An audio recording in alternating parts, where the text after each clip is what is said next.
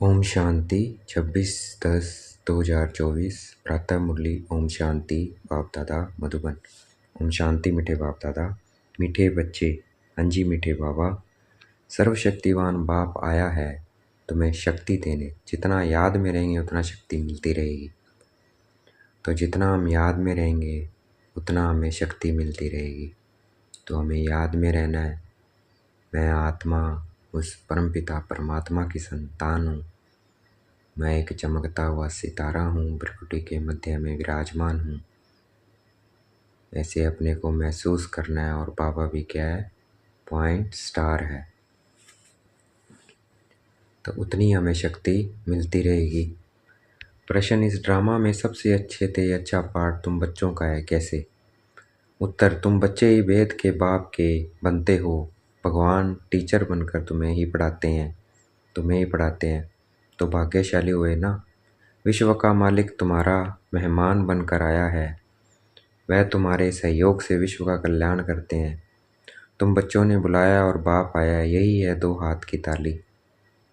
अभी बाप से तुम बच्चों को सारे विश्व पर राज्य करने की शक्ति मिलती है। तो बाबा की याद हमें सारा विश्व पर राज्य करने की शक्ति दे रहे हैं। तो हमें याद में रहना है, मैं आत्मा बिंदी, बाबा बिंदी और ड्रामा बिंदी। ड्रामा बिंदी होगा तभी तो याद रहेगा बाबा, नहीं तो ड्रामा में घूमने लग जाएंगे। ओम शांति। मीठे मीठे रूहानी बच्चे रूहानी बाप के सामने बैठे हैं, शिक्षक के सामने भी बैठे हैं और यह भी जानते हैं कि यह बाबा गुरु के रूप में आए हैं हम बच्चों को ले जाने। बाप भी कहते हैं, हे रूहानी बच्चों, मैं आया हूँ तुमको यहाँ से ले जाने। यह पुरानी दुनिया बन गई है और यह भी जानते हो कि यह दुनिया छींची है। तुम बच्चे भी छींची बन गए हो, अपने को आप ही कहते हो पतित पावन बाबा आकर हम पतितों को इस दुखधाम से शांति धाम में ले जाओ। अभी तुम यहाँ बैठे रहते हो तो यह दिल में आना चाहिए, बाप भी कहते हैं मैं तुम्हारे बुलावे पर निमंत्रण पर आया हूँ। बाप याद दिलाते हैं, बरोबर तुम बुलाते थे ना, आओ। अभी तुमको स्मृति आई है, हमने बुलाया है। अब बाबा आए हुए हैं ड्रामा अनुसार, कल पहले मिसल। वो लोग प्लान बनाते हैं ना, यह भी शिव बाबा का प्लान है। इस समय सबके अपने अपने प्लान है ना। 5000 वर्ष का प्लान बनाते हैं, उसमें यह करेंगे। बातें देखो कैसे आकर मिलती है। आगे यह प्लान आदि नहीं बनाते थे, अभी प्लान बनाते रहते हैं। तुम बच्चे जानते हो हमारे बाबा का प्लान यह है। ड्रामा के प्लान अनुसार 5000 वर्ष पहले मैंने यह प्लान बनाया था। तुम मीठे मीठे बच्चे जो यहाँ बहुत दुखी हो गए हो, वैशाल्य में पड़े हो, अब मैं आया हूँ तुमको शिवालय में ले जाने। वह शांति धाम है, निराकार शिवालय, और सुखधाम है, साकारी शिवालय। तो इस समय बाप तुम बच्चों को रिफ्रेश कर रहे हैं। तुम बाप के सम्मुख बैठे हो ना, बुद्धि में निश्चय तो है बाबा आया हुआ है। बाबा अक्षर बहुत मीठा है, यह भी जानते हो।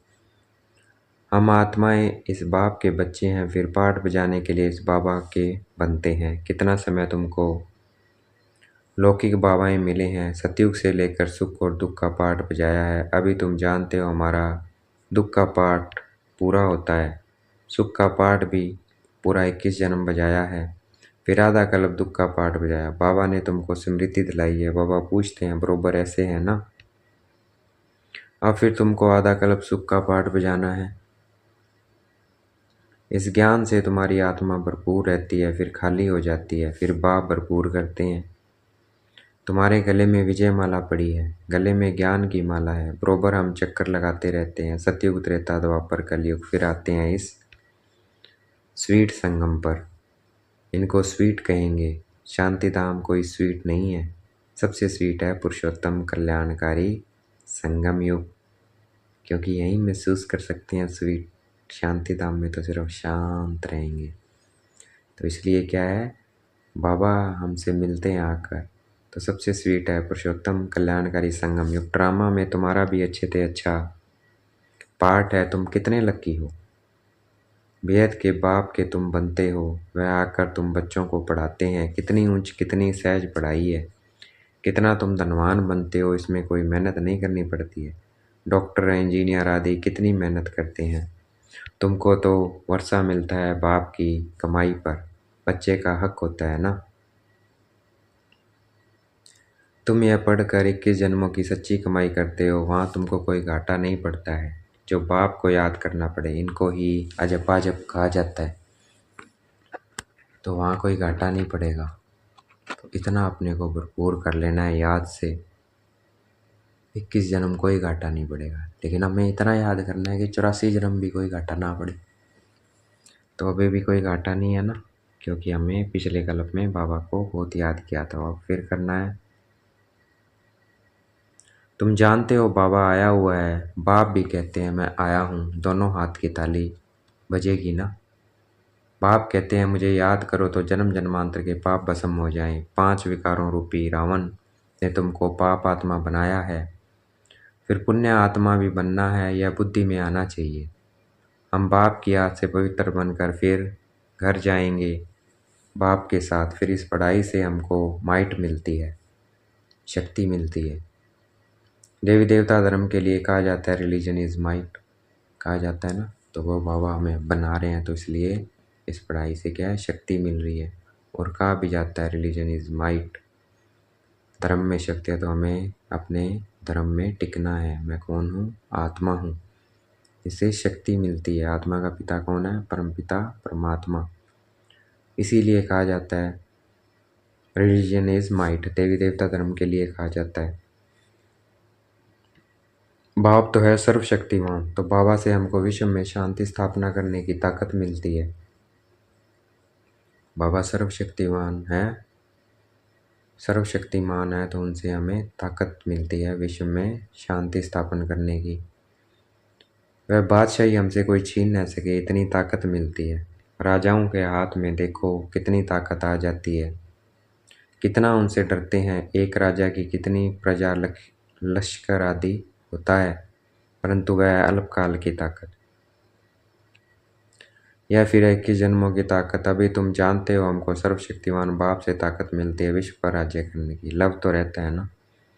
देवताएं प्रैक्टिकल में नहीं है तो भी कितना लव रहता है। जब सम्मुख होंगे तो प्रजा का कितना लव होगा। याद की यात्रा से यह सब तुम ताकत ले रहे हो। यह बातें भूलो नहीं। याद करते करते तुम बहुत ताकत वाले बन जाते हो। सर्वशक्तिवान और कोई को नहीं कहा जाता। सबको शक्ति मिलती है। इस समय कोई में शक्ति नहीं है, सब तमो प्रधान है। फिर सभी आत्माओं को एक से ही शक्ति मिल जाती है। फिर अपनी राजधानी में आकर अपना अपना पाठ बजाते हैं, अपना हिसाब किताब चुकतू कर फिर ऐसे ही नंबरवार शक्तिमान बनते हैं। पहले नंबर में है इन देवताओं में शक्ति, पहले नंबर में है इन देवताओं में शक्ति। यह लक्ष्मी नारायण बरोबर सारे विश्व के मालिक थे ना। तुम्हारी बुद्धि में सारा सृष्टि का चक्कर है। जैसे तुम्हारी आत्मा में यह नॉलेज है, वैसे बाबा की आत्मा में भी सारी नॉलेज है। अभी तुमको ज्ञान दे रहे हैं। ड्रामा में पार्ट भरा हुआ है जो रिपीट होता रहता है। फिर वह पार्ट 5000 वर्ष के बाद रिपीट होगा। यह भी तुम बच्चे जानते हो। तुम सतयुग में राज्य करते हो तो बाप रिटायर लाइफ में रहते हैं। हम सतयुग में राज्य करेंगे और बाबा परम धाम में रहते हैं। बाबा कहते हैं मैं रिटायर लाइफ में रहते हैं। फिर अब स्टेज पर आते हैं। बाबा पाठ बजाने आए हुए हैं। जब तुम दुखी होते हो तब आते हैं बाबा। तुम जानते हो उनके अंदर सारा रिकॉर्ड भरा हुआ है। कितनी छोटी आत्मा है, उनमें कितने समय कितनी समझ रहती है। बाप आकर कितनी समझ देते हैं, बाप आकर कितनी समझ देते हैं। फिर वहाँ सतयुग में यह सब भूल जाते हो। सतयुग में तुमको यह नॉलेज होती नहीं है। वहाँ तुम सुख भोगते रहते हो। यह भी अभी तुम समझते हो। सतयुग में हम सो देवता बन सुख भोगते हैं। अभी हम सो ब्राह्मण हैं, फिर सो देवता बन रहे हैं। यह ज्ञान बुद्धि में अच्छी रीति धारण करना है। किसको समझाने में खुशी होती है ना। तुम जैसे प्राण दान देते हो, कहते हैं ना काल आकार सबको ले जाते हैं। काल आकर सबको ले जाते हैं। काल आदि कोई है नहीं, यह तो बना बनाया ड्रामा है। आत्मा कहती है मैं एक शरीर छोड़ चला जाता हूँ, फिर दूसरा लेता हूँ। आत्मा एक शरीर छोड़ दूसरा लेती है। शरीर मरता है, आत्मा नहीं मरती है। तो बाबा कहते काल आदि होता नहीं है। आत्मा समझोगे तो, शरीर समझोगे तो है।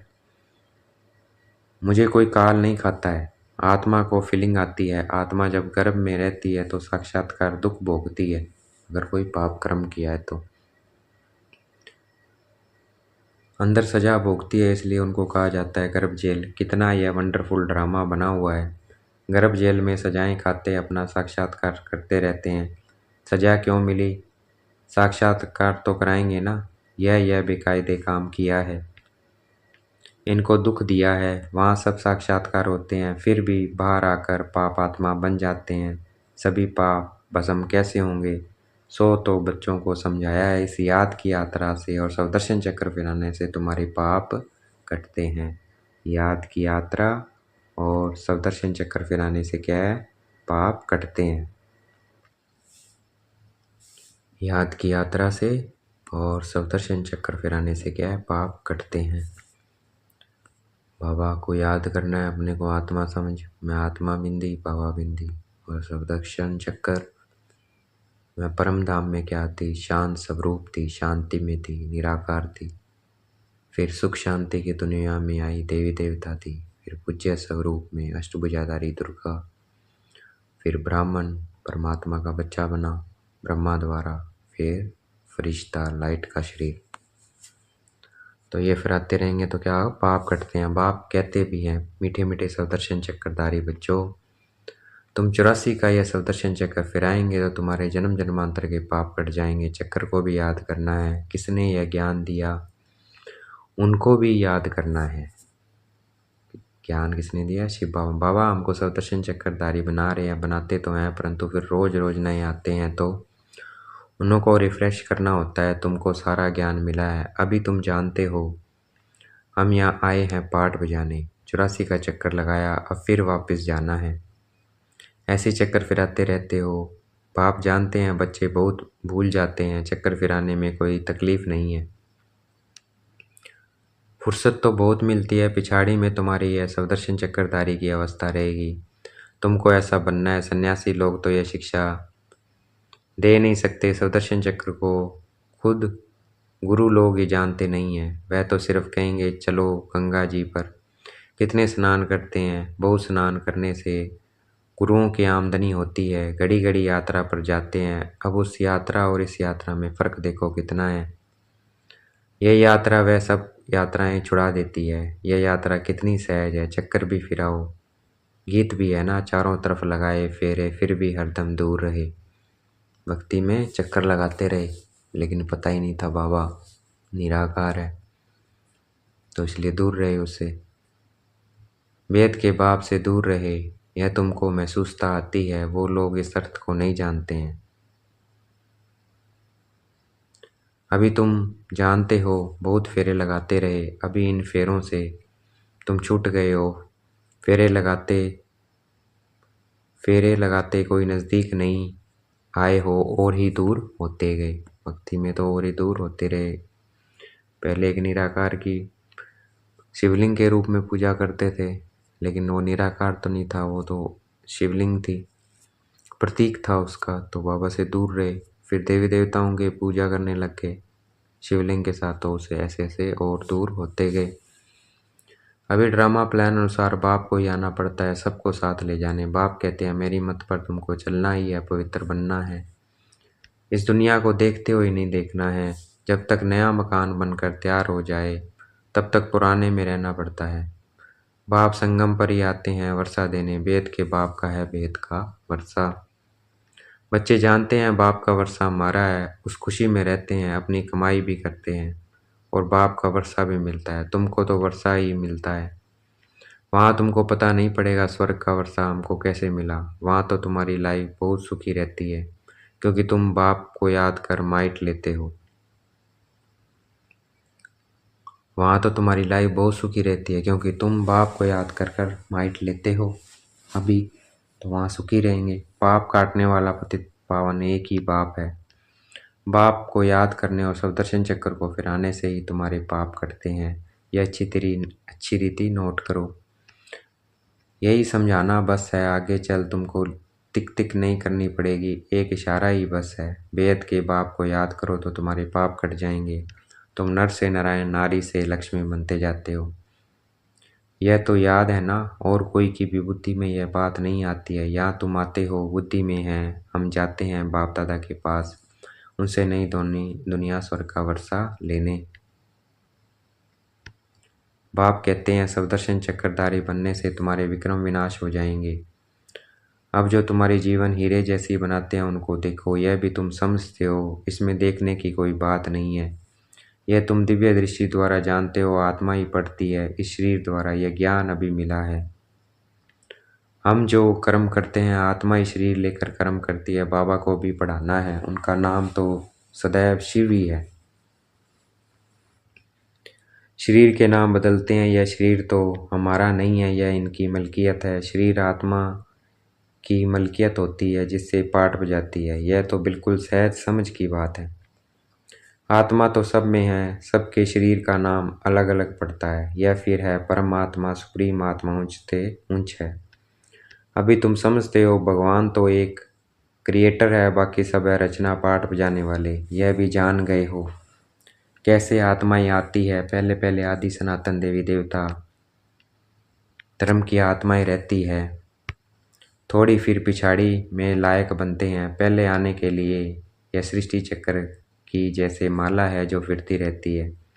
माला को तुम फिराते हो तो सब दानों का चक्कर फिरता है ना। सतयुग में भक्ति जरा भी नहीं होती। बाप ने समझाया है, हे आत्माएं मामे कम याद करो। तुमको घर जरूर लौटना है, विनाश सामने खड़ा है। याद से ही पाप कटेंगे और फिर सजाएं खाने से भी छूट जाएंगे। मर्तबा भी अच्छा पाएंगे, नहीं तो सजाएं बहुत खानी पड़ेगी। मैं तुम बच्चों के पास कितना अच्छा मेहमान हूँ। मैं सारे विश्व को चेंज करता हूँ, पुराने विश्व को नया बना देता हूँ। तुम भी जानते हो बाबा कलप कलप आकर विश्व को चेंज कर पुराने विश्व को नया बना देते हैं। यह विश्व नए से पुरानी, पुरानी से नहीं होती है ना। तुम इस समय चक्कर फिराते रहते हो। बाप की बुद्धि में ज्ञान है, वर्णन करते हैं तुम्हारी बुद्धि में भी चक्कर कैसे फिरता है।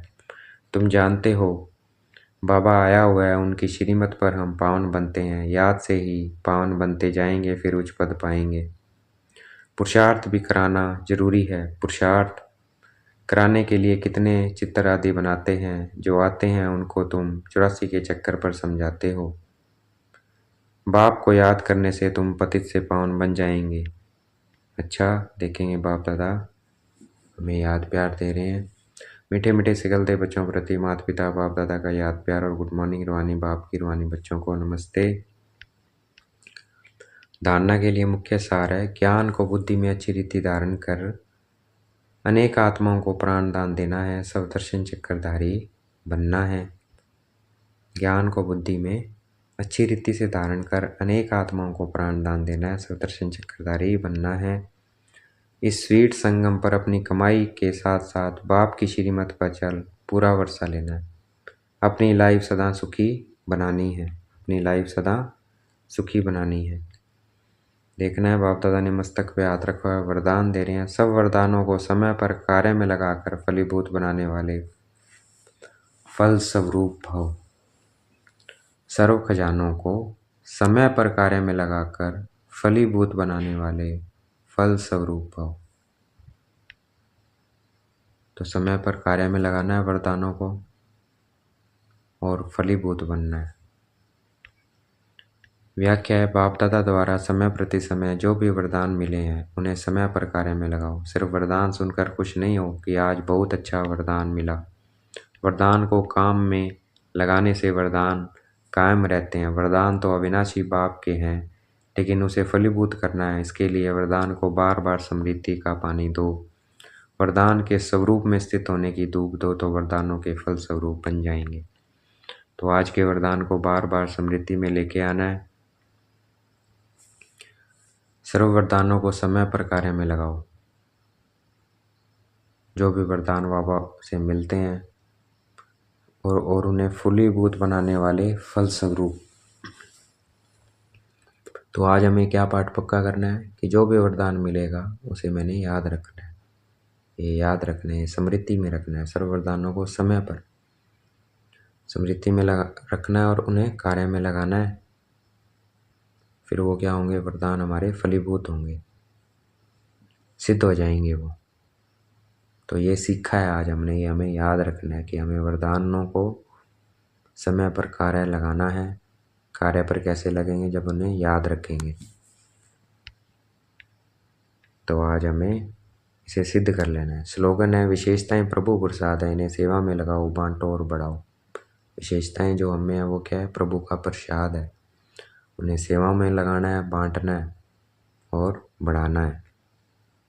अच्छा, ओम शांति। शुक्रिया मीठे बाबा, शुक्रिया।